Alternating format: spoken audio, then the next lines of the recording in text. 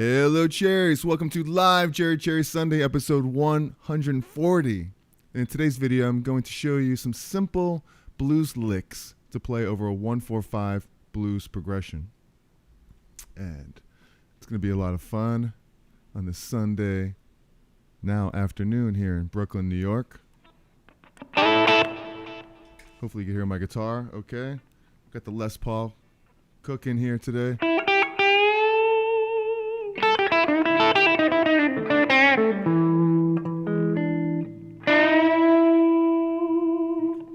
All right, Paul, word up. So, as usual, I'll put a timestamp in the description for when I'm getting to the lesson, when it starts, which will be very soon. I just want to say hello to my friend here in the chat. Give Paul Whirl some love here. Word up. Give you a round of applause. Thanks for spending some Sunday here with me, Paul. Great to see you. And I do believe that this here live today, this lesson is inspired by my friend Paul here, who always gives me these great tips and great ideas here. And he's drinking a Chords, which you can't beat that. I'm not drinking a Chords, but I do have some morning coffee left here in my Cherry cup, which you can see here. And it sure is good. Scott Olson, good morning, good afternoon, what have you? All right, give you a round of applause too. Scott Olson.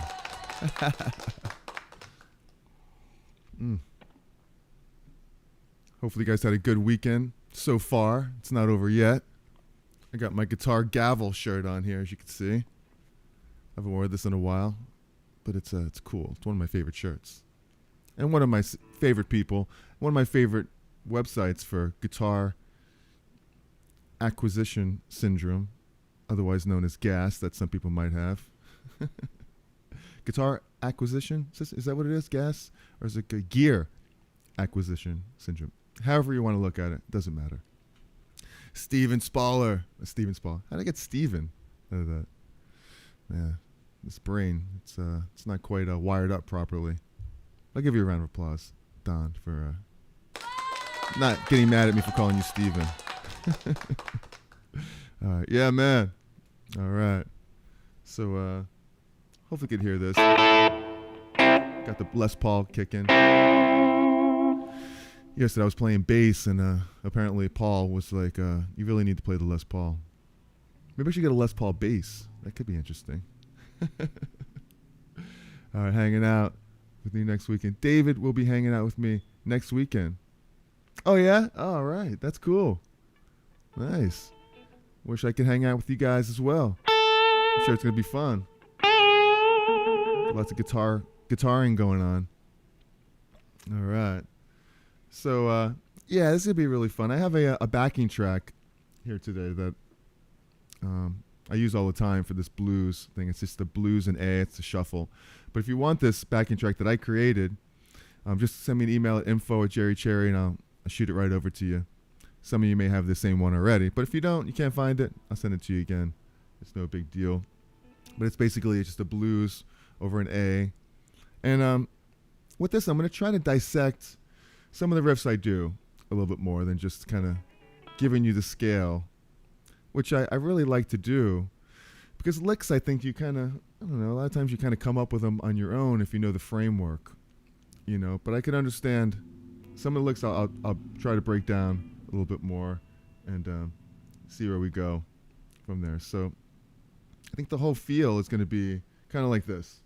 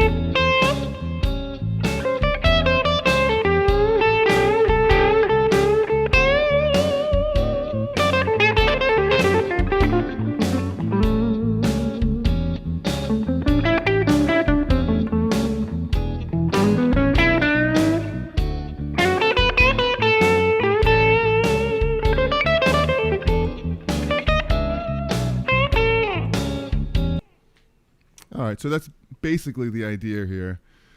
Is we're doing just a regular blues in A, and we're gonna kind of go over some of these licks here, and no extra charge for bad notes in there. So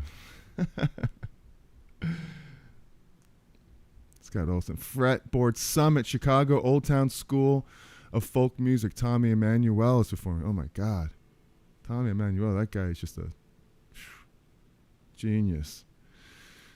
Love that guy. Well, you're gonna have a lot of fun. That's really, really cool. In Chicago, Sweet Home Chicago. Awesome. That sounds like a lot of fun. And that guy, man. Some of my favorite stuff that he does is his chordal stuff when he plays all these songs and he plays like every part of the song at the same time. It's just crazy, you know. So that's really cool. So like I was saying, if you want this backing track, I have it and I'll shoot it over to you. Just send me an email, info@cherry.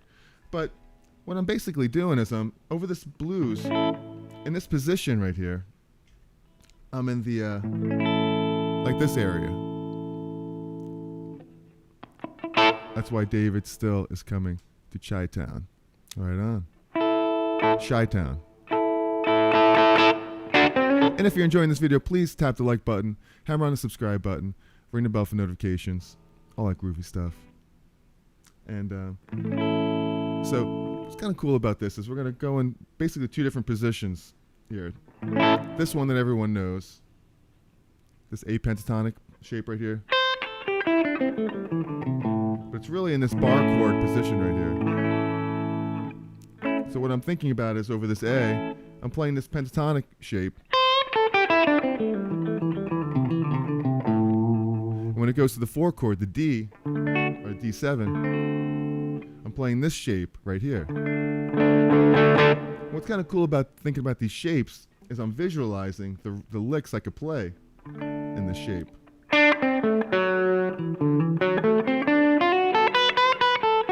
So it's all kind of right here in this shape. Same thing with this A. You could picture the scale, right? You could almost see it like right there. This 4 chord, same thing. I'm picturing the intervals.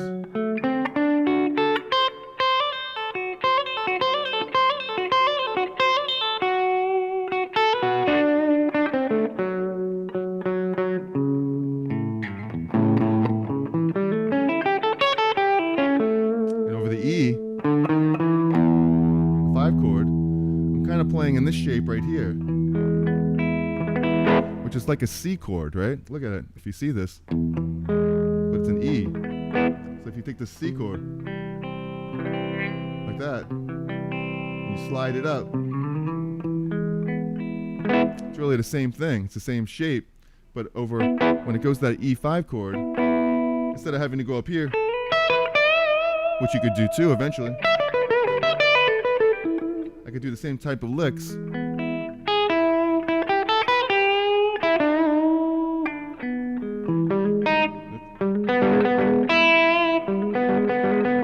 Back to the D. Back to the A.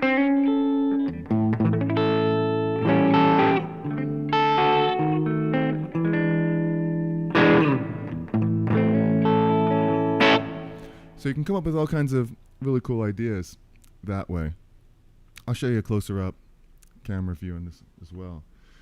But it really, this is it's kind of diving into the cage system, which is really, really an amazing system. And I'm going to really get into that at some point, you know, do a whole breakdown on the cage system, which is really, really awesome. So hopefully you're getting some of this so far. If you're enjoying this, let me know by hitting the like button and telling me. So having a good time here so far on Sunday. Gonna play some blues, and it really doesn't only just apply to blues. Looking at these shapes like this just kind of, I don't know, makes it easier for me to visualize what I'm playing.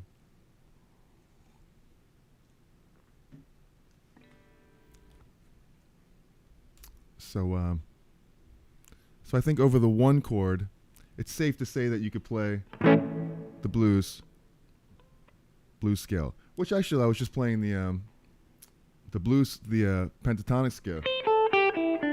But I would throw in that blues note right here too, this one. I'll show you a little closer up so you can see what I'm doing here. It's a little better, right? Plus I'm in there in that little box right there. So you can see me in case you missed me right there. Okay. So, you're playing the A minor pentatonic. Minor. But I'm adding this blue note right here.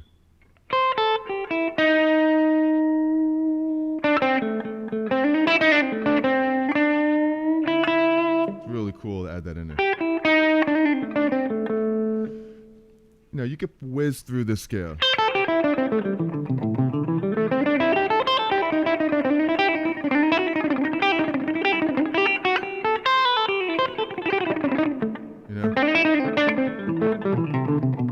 But if you're going to land on a note, you don't want to land on this minor third.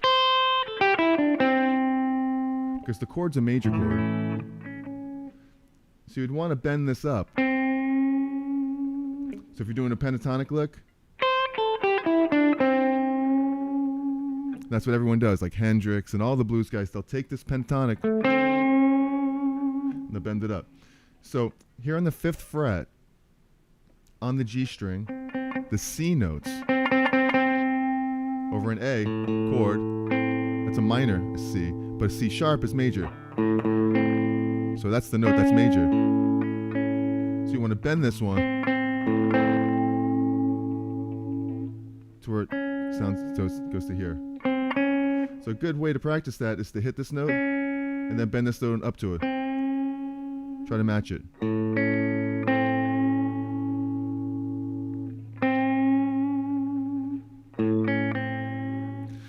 You don't have to bend it up all the way perfectly unless you're landing on it. A lot of times, if you're playing in the middle of a progression, if it's quick, you can go like this one. If you land on the target note like the A. I'm not bending. I'm kind of micro bending, which is cool. So there's two methods here of bending into the major third. You could bend all the way up. Sometimes it's overkill if you're not going to be staying there long. You can do a micro bend. Yeah.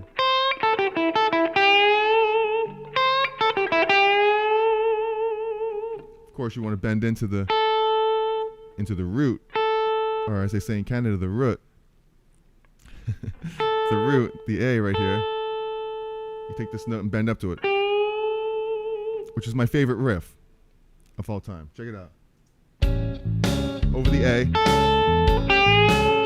just bending up. It's the simplest, the best thing you can do.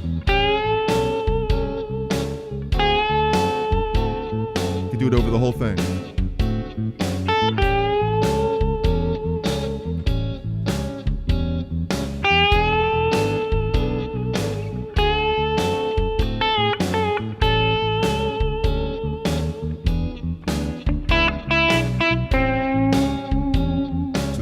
See, because I'm landing on it, I want to stay. I don't go, that sounds bad. Unless you're on the 4 chord, then you can hit that C. But on the A, see, bending up.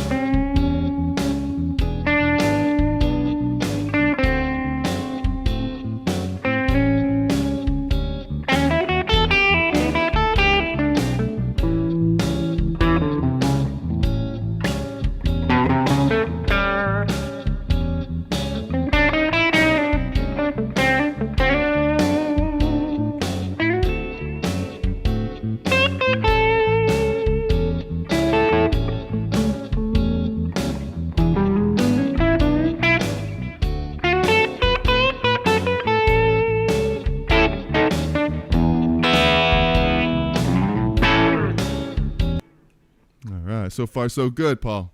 Awesome. That's cool. Very cool. So, yeah. The 1 chord is a little different than all the rest of them. I think I gave a lesson once before, or a video. I gave a video once before where I said, yeah, you could play pentatonic over the 1 chord and over the 4 chord. Same thing, pentatonic. And over the 5, 4. But I lied. I'm sorry. You can't do that. No, I'm just kidding. It's really, you're really not supposed to do that. But it's a good framework because you can do it. But there's a couple of little tweaks that you almost have to do. Because over that 4 chord, over the D, if you're playing the minor pentatonic, D minor pentatonic here, what's happening is you're playing the minor note, and unless you bend it up, it's a little bit different than the 1 chord where you could do micro bends and you don't have to play the major as much. But over the 4, you really kind of have to. Otherwise, it sounds like this. The progression will be like it'll sound more like a.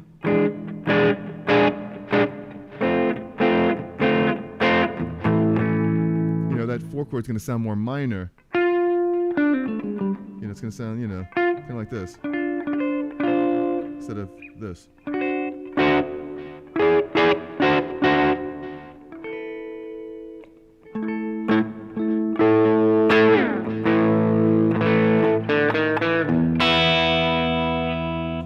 So, yeah. So we got an ambulance driving by right now. Well, we are in Brooklyn, New York, so you know what they say about Brooklyn, New York. It's like I could throw a stick out of my window right now. It's going to land on either a police car, an ambulance, or somebody trying to mug me. But that's why we live in this great city. It's for the excitements. Never a dull moment.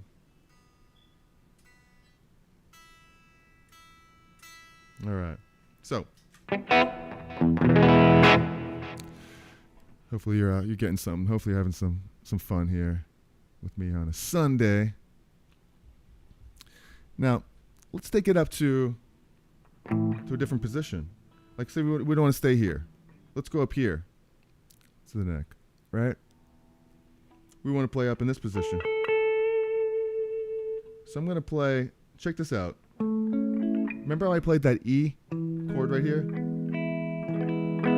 What if we take this E and we slide it up to an A? So check this out. You might like this right here. It's just like a cage system type of thing too. So here's the C chord, right? If you slide it all the way up to an A, the same shape,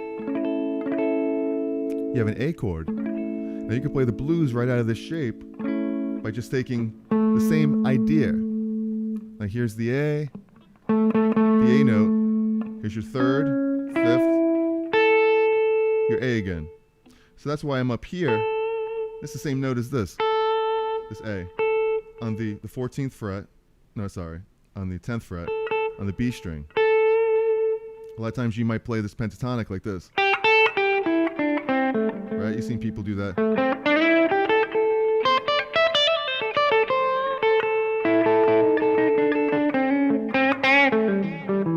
Right here.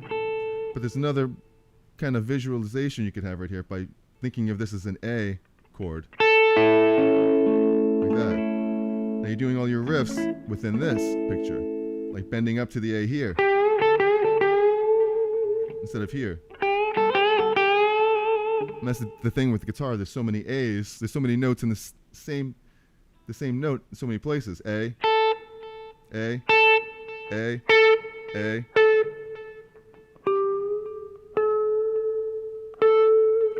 It's the same pitch in so many places. Like you have an E here, an E here, an E here, E here, E here. That's 5 E's that are the same pitch. So unlike a piano, where it's one E right there in that octave. But back to the A here. So I'm going to think inside this position. play that A minor pentatonic right inside here.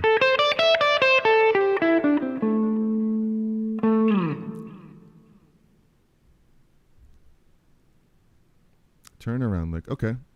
I'm going to get to that in just a minute when we get to the 5 chord. So we're picturing this A right here. Now what's cool about this, moving this position, is that when we go to the 4 chord, our D is right here. Now you could play in this position like that you're really familiar with.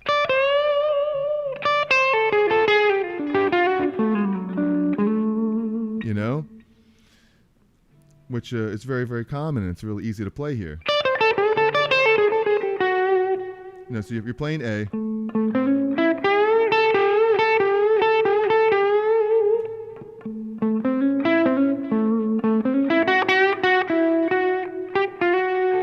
and the D is right here.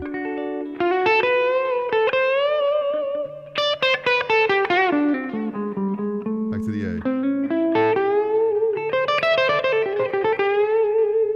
And then going to the 5 chord, the E, you have this position E, which is like a G chord. You know, picture your G chord like this, right?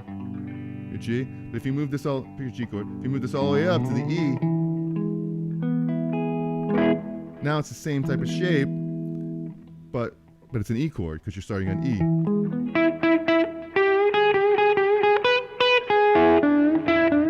I could do all the E. I could visualize. There's the E pentatonics, E major pentatonic, or E minor pentatonic right here. Which is the same thing as this.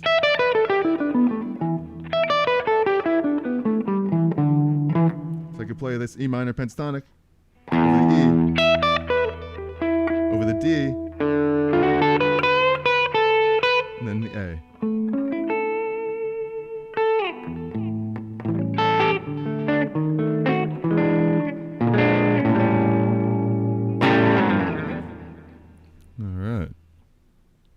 Scots. Let's see. Oh, we lost you there a second. I got to say, you're getting nice patina working on your fretboard. Just saying that the guitar is relatively new, right? Nice patina. That's some lingo I don't quite understand right now. You have to school me on that one. You're getting some nice patina working on your fretboard. I can almost maybe assume that it means great patina, some work on this one. But what's funny is I haven't used the Les Paul in the last couple lives that I'm going, and I don't know why. I picked it up, and it was for what I was gonna do last week. It was buzzing. I think I even mentioned it. It was buzzing up here, and I just raised the action a little bit. All I gotta do is take this. What's cool about this new bridge is that you don't have to mess around with the little saddles here or the screw. You can put a little Allen wrench in right here and just turn it, and it raises the bridge. So I did that a little bit, and it's actually better. It wasn't quite fixed enough to do that last week, so I panicked. I just grabbed another guitar. You got 4 beautiful guitars here, and like only the Strat was working properly, you know. So I grabbed Old Faithful, I believe I called it. Oh, okay, Osman, there you are. I didn't even see you popped in. Home of the Mafia. What are you talking about? You're not talking about the Bills Mafia, are you, from Buffalo? You're talking about the real Mafia. Okay. Like I've got to be real secretive about that. I can't really say too much, you know. We don't talk. We just do. So,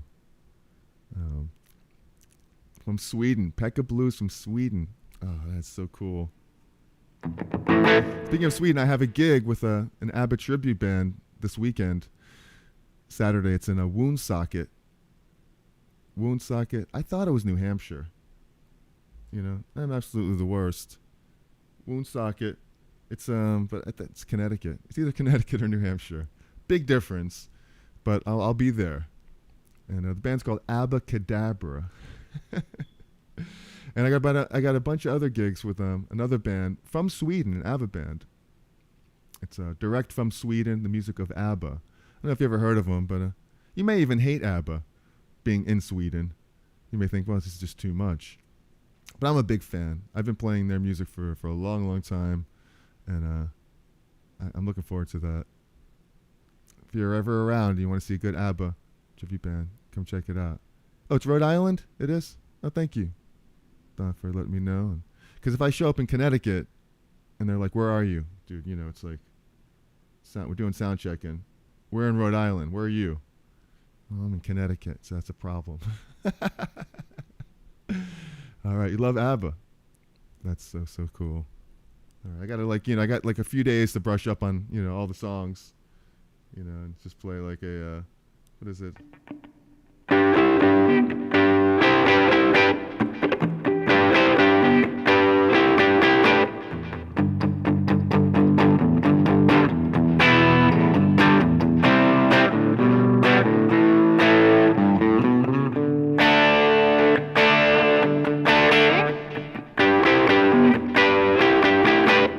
Something like that, right? Guitar.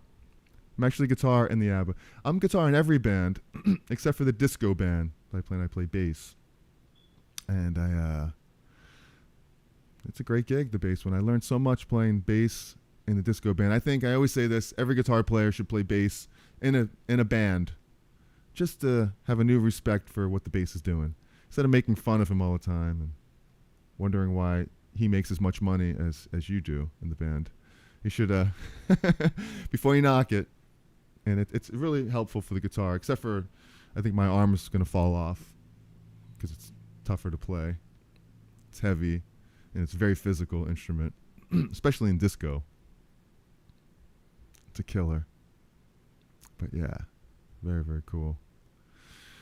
So, yeah, I want to just be a little bit more clear about some of the licks I'm playing here, and I want you to pick up on something here. Get something out of this, you know?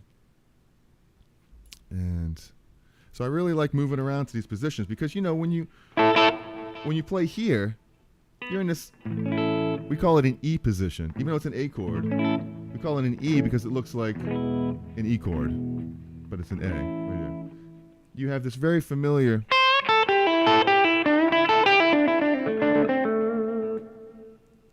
you know, I always like to just, you know, try to be as relaxed as possible when I'm playing these licks, you know, because it's really helpful. You know, you tend to strain a lot less when you're relaxed, and when you're bending notes, try to bend perfectly in tune to the note you're bending to. So you could do this all day long. When you're playing along with it, try to match this A.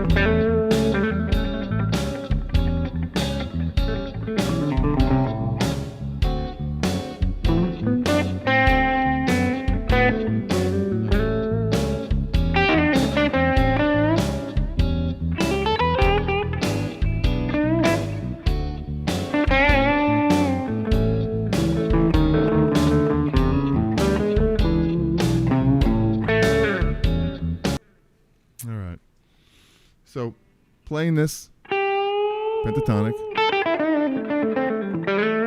when it goes to this 4 chord, the D, I'm picturing this. So that really is the next step. This is more of a, instead of playing pentatonic, which would be D minor pentatonic, or here,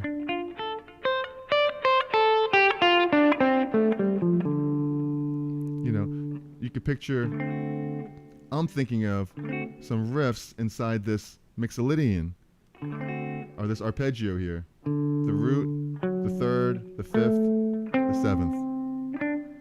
So you can kind of just picture these 4 notes. And it repeats itself again. So watch what it sounds like over this 4 chord. Now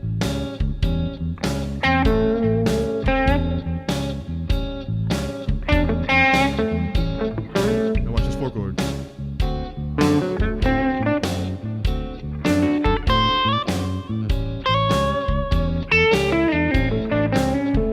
Same thing with E. Back to the D.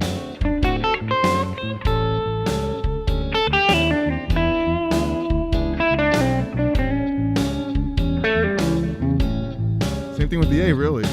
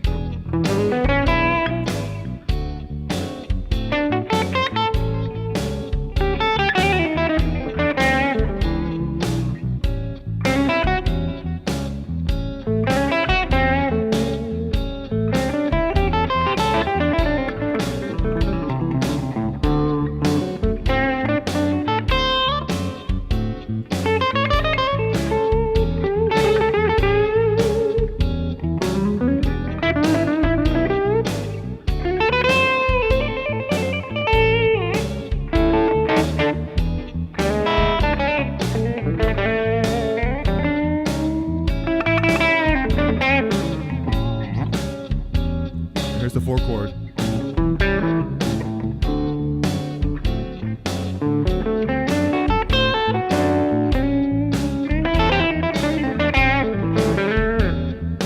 All right. So, yep, that's how I started. What do you mean by relaxing your hands and bending in tune, or by playing bass in a band? So when you go to that 4 chord, the D, we're going to really think about targeting a little bit more of the notes. I'm playing the root, the D on the A string, 5th fret. Then I'm playing the 3rd degree, which is the 4th fret on the D string. Then we got 7th fret on the D string, which is the 5th, and then the 5th fret of the G string. So we have. Then the octave again, you can play it up here.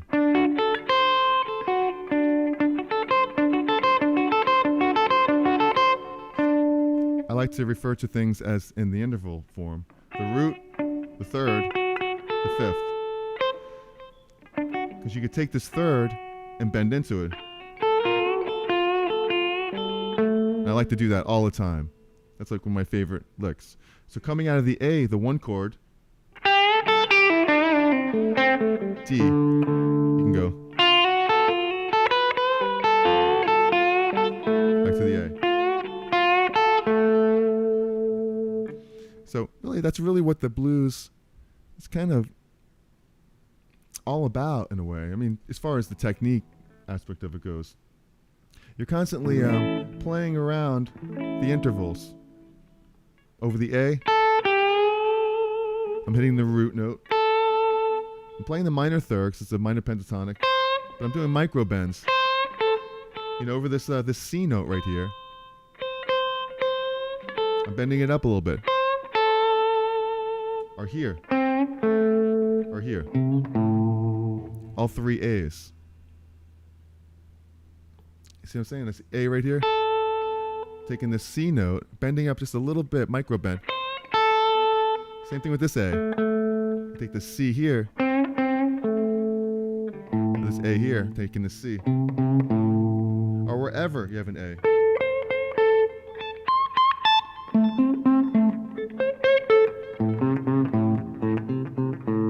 Right? It's the same thing. You know, you can play that pentatonic position, or you can play the major. It's a major chord. You can land right on the 3rd, major 3rd. It's going to sound happier though. It's like the major pentatonic scale, it's just a happier sound. This is what it sounds like if I played the major pentatonic.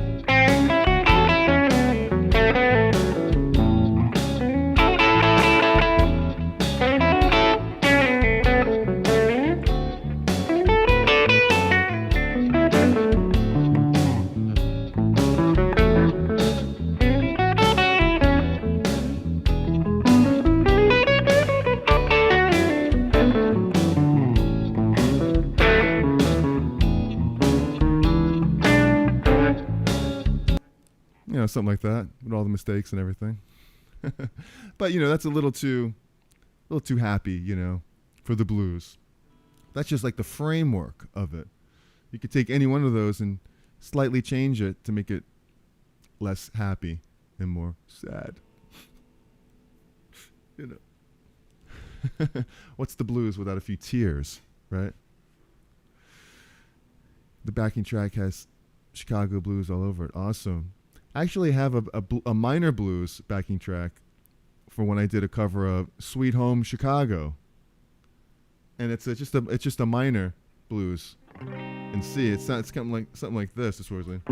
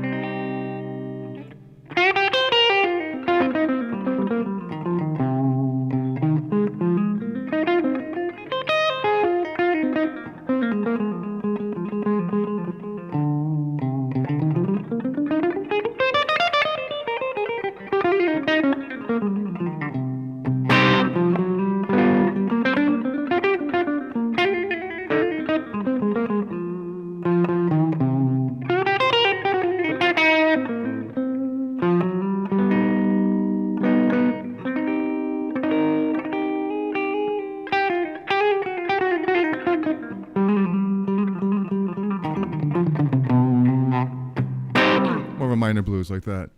But I have that too if you want that. Sweet Home Chicago minor blues. Look. I've only been to Chicago once that I know of. I had a really good time there.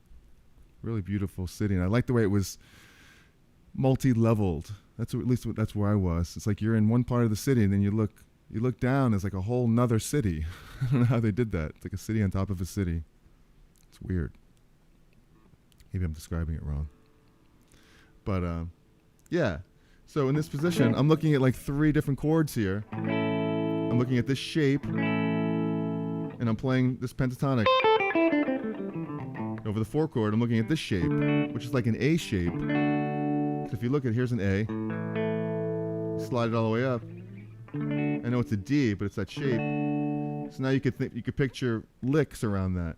And the cool thing about picturing licks around these chord shapes is that whenever you find yourself in that chord shape, you do the same exact licks. So if I do this right here, back to the A.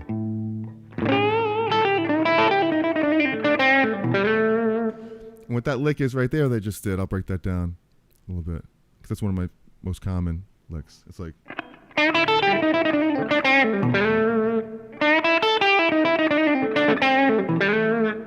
I'm playing right out of the pentatonic position. I'm bending up this the G string on the 7th fret,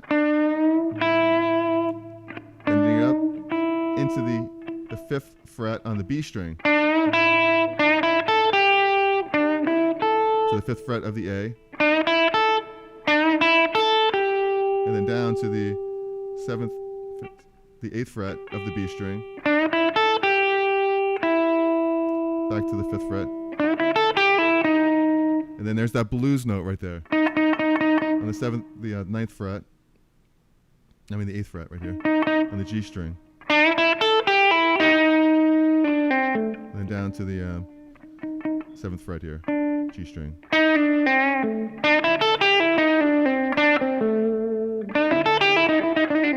I'll do like a little trill here.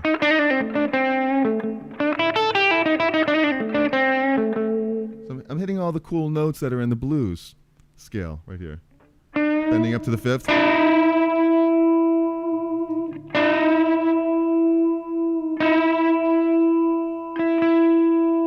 You can hit both together. I'll hold down the 5th fret on the B string, and then hit the 7th fret on the G string until it sounds the same. Which is really hard to do without bending too less or too much. Go right up to it.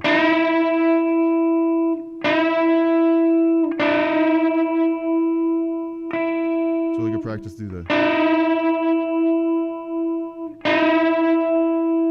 Same thing with the A here.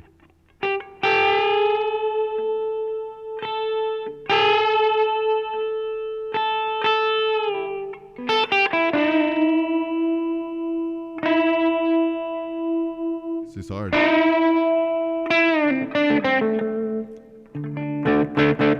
I got all that stuff in there, right? Going to the 4 chord. You know, I'm kind of looking at it like, okay, well we're not in A or something. I'm getting out of this A. 4 chord. I want it to sound different. So I'm going to emphasize the major third, which is this note right here. It's a note that I'm not really playing so much in this minor pentatonic. See, that note really stands out over the 4 chord. Why? It's because it's the major third of this 4 chord. It's one of the notes of that arpeggio we're saying. The root, 3rd, 5th, 7th. That's the framework. But like any other blues, you could slide into it or bend into it. So I'm seeing here's my lick. Here's the root, 3rd, 5th of D.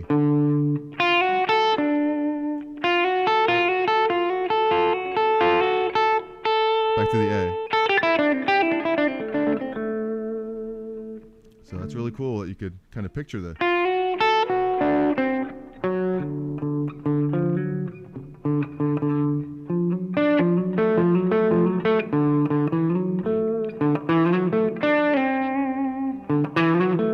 These are all in this shape right here.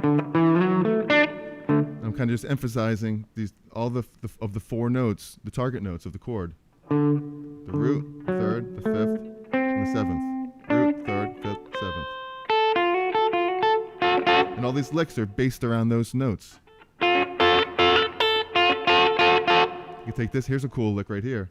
On the D chord, you take this minor third, bend up to the major third, but at the same time you hit the 5th, which is this A note on the E string.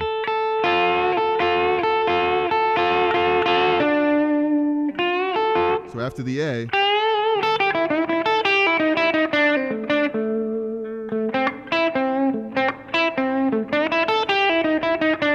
D.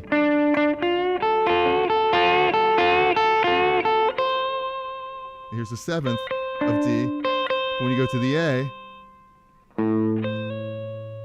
look, that little half step chromatic thing works really nice because I'm going from the 7th of the D to the 3rd of the A.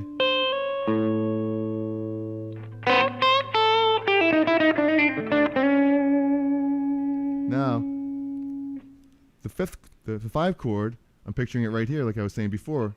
Here's an E. So I'm picturing here's the root, the 3rd, the 5th, the octave, here's the 7th. Just like here's the C7 chord. Here's an E 7 chord. I'm picturing this. And what can I do in the shape? Well, I said I could bend the E to here. I could take this 3rd and kind of do a little blues thing here.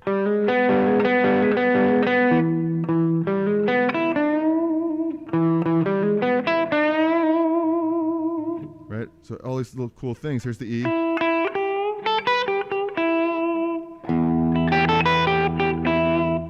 But once again, you could play the minor pentatonic, E minor pentatonic.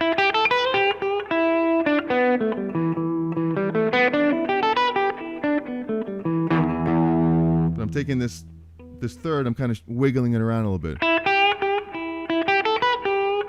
little micro bend. Back to the D.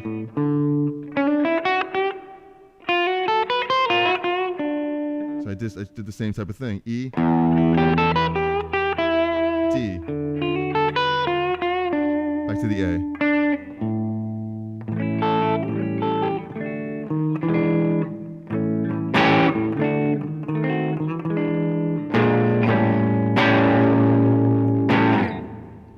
So hopefully you're enjoying that.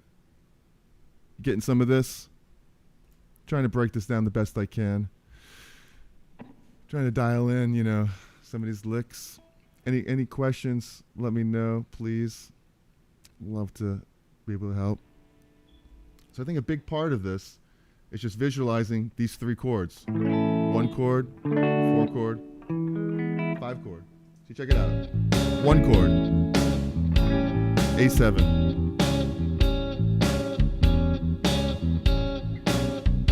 4 chord, D7 right here. Back to the A7. Check this out. The E, 5 chord. D. Yeah. Now I'm picturing riffs over this. Check it out. It's all the chord. I'm not even moving. Watch this over the D.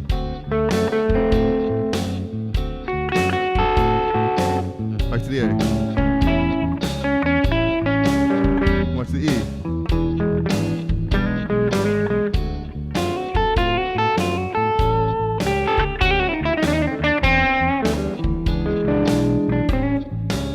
It's third in the chord. You can picture it. This note right there. It's a D. Look, the note's already here.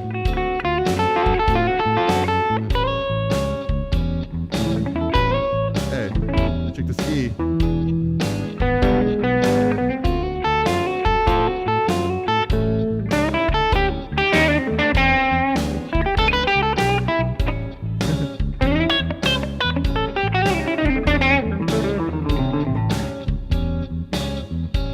All right. It's all good. Very cool. I'm just going to show you one more thing up here. I'm going to move this up to this other position I was saying. Remember? The A here. Now you already know this because we did the E here as the 5 chord. So all these same licks we could do as the 1 chord over A that we did in this shape. We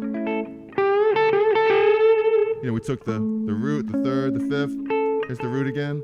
Bend up the 7th into the root. Now when it goes to the 4 chord, we have this position here, which is like over here when we were playing over A. We went to the 4 chord here, we're over this chord, so our licks were kind of like this. Now, with the 4 chord here, I could play licks. My root is on the E string, whereas the root was on the A chord here. But now I could play the 4 chord in this really cool position that I like. Back to the A. And when it goes to the 5 chord, instead of playing this C shape E, I'm playing an E that looks like this. More like a G shape, like a G chord here. You take this G chord, move it all the way up here to E. So now I'm thinking of, here's licks over E.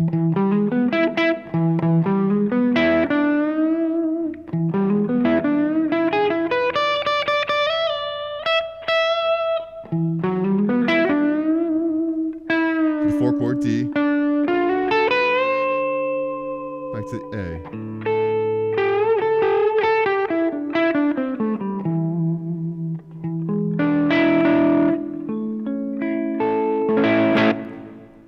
Let's try this position.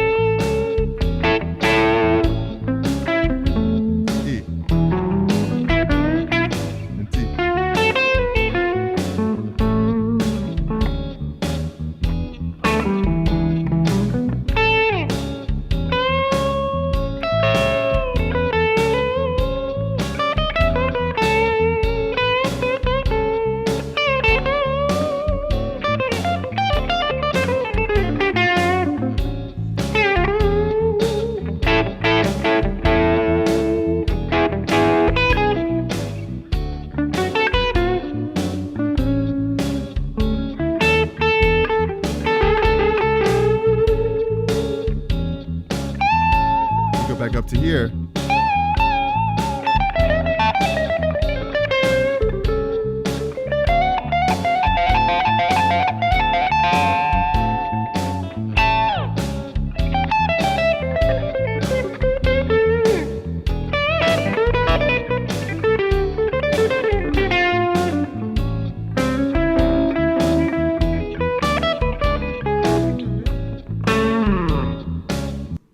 All right.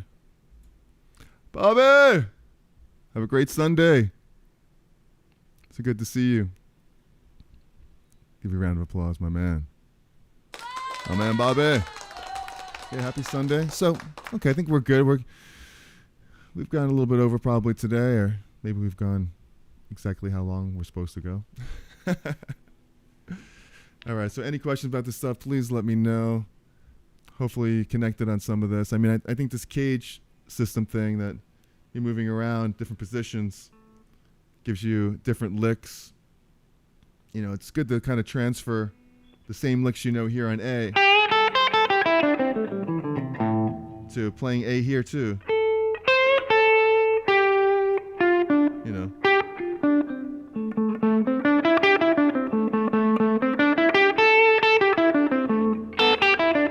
It's the same notes, only here.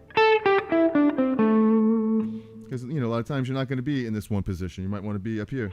And then it goes to D really nicely here.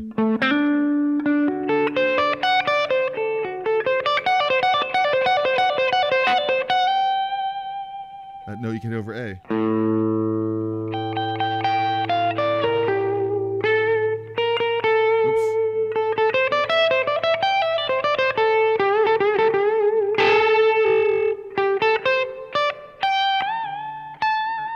Here.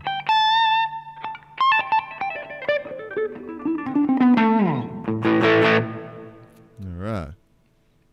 So, all good stuff.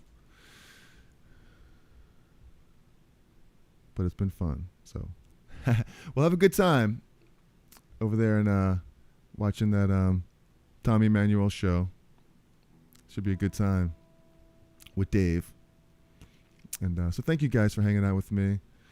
And, you know, we had 3,000 subs recently this week, which is really, really cool. I put in a lot of hard work to this channel, playing guitar. It's a lot of fun. So it's not really hard work when you really enjoy it. And so it's a little celebration for that, 3,000 subs right there. Really excited about that. And thank you for helping me get to that and hanging out with me here on Sunday. It's really, really, really cool of you. Scott Olsen. All right, so if you have any questions about any of this stuff, please let me know. Leave comments. If there's anything for next week you'd like me to do. I know that Paul is really good at that. Give me some tips, and hopefully, like, I answered some of the questions. You know, you wanted me to more break down some of these licks a little tighter, explain them, and hopefully I did a little bit.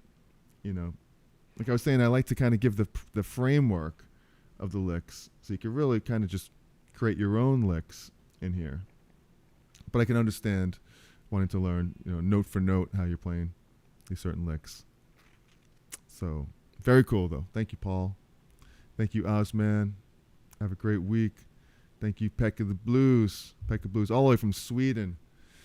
That is so cool. Thank you, Scott and Paul. Thanks, Bobby. Love you, brother. And love all you guys. And thank you, Ozman, and thanks for popping in and hanging out. Thank you, Don. All you people are the coolest. Helped me guitaring, doing some guitaring here today.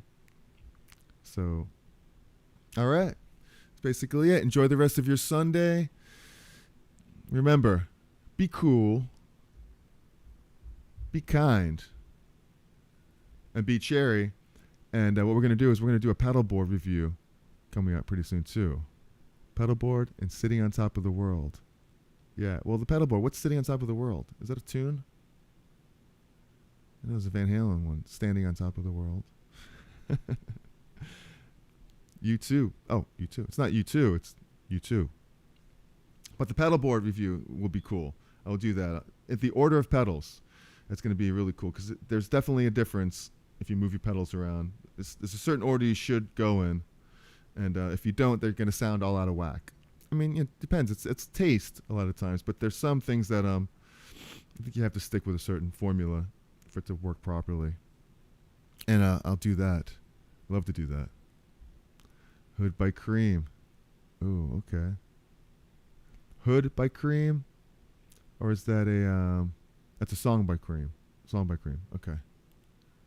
All right. I know you're a big Cream fan. I got to get more into some of the deep cuts. I love Cream. Come on.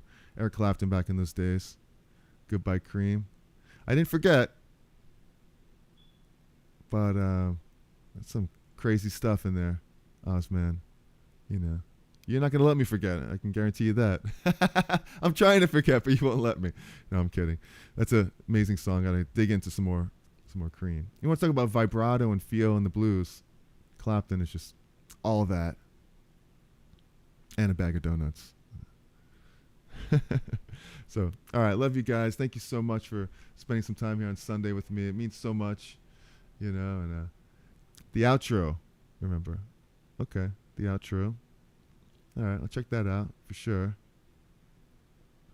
And but anyways, thanks guys for hanging out with me. You know, email me with any other questions or anything. info@JerryCherry. If you want this backing track, info@JerryCherry. I'll shoot it right over to you. Or any questions, any ideas, you know, I would appreciate it. I love doing that. I'm here for you guys. You're here for me. Thank you. So remember, be cool, be kind, be cherry. If you want to see another video on some cool stuff like a video I did on the best 3 ways to solo, like your favorite blues guitarist, I'll put that right up there for you to see. So enjoy the rest of your Sunday. Love yous, and I'll see you in the next video. All right. Ciao, y'all. Peace.